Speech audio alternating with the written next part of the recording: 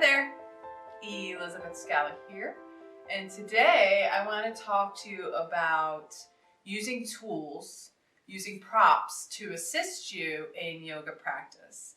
This is important for anybody practicing yoga, but especially important for those of us like myself and potentially you who have suffered an elbow injury or have complex regional pain syndrome in the elbow.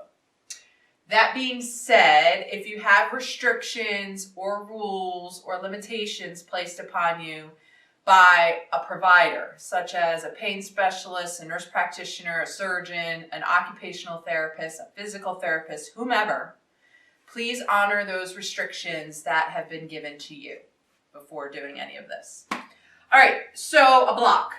I'm going to talk about a yoga block and ways to use them, but I'm also realistic and understand that many of you may not have a yoga block at home and do not want to order one, which is fine. So you don't necessarily need a yoga block. I'm going to share some items. This yoga block is approximately 9 inches by 5 inches, 4.5 by 3.5 inches. So you can look up measurements online, but I essentially am giving you kind of a rough estimate of size-wise. And what did I find in my house? Well, first off, I have toilet paper rolls, and this is not an advertisement for any brand, but check this out. The toilet paper rolls kind of mimic the size and shape of the yoga block and are sturdy enough to put our hand on. Trust me, I'm not putting a lot of weight. I'm not really weight bearing that much in my elbow. I try as I progress, but I'm not going to break these toilet paper rolls where I'm at. Another thing you might find is a Tupperware box, and you know, again, it's a little bit longer than the yoga block, but it's still definitely a close modified use. And then I also brought here some stacked books. Again, they're a little bit shorter than the yoga block, but essentially the same size. And then I have a belt that I had on a pair of pants I don't wear anymore, and I just tied the belt around the books. So yeah, stacked toilet paper rolls, Tupperware containers, what have you. Okay, so just some examples of way to use the block, and trust me, if you have been watching any of my yoga videos where I go through a quick or short yoga practice, you'll see me using a block 95% of the time, unless I'm doing some like standing postures.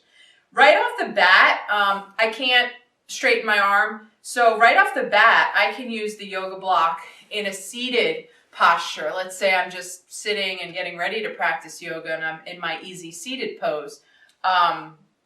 That's better for me than, I can touch my knee, it's just not as comfortable, okay?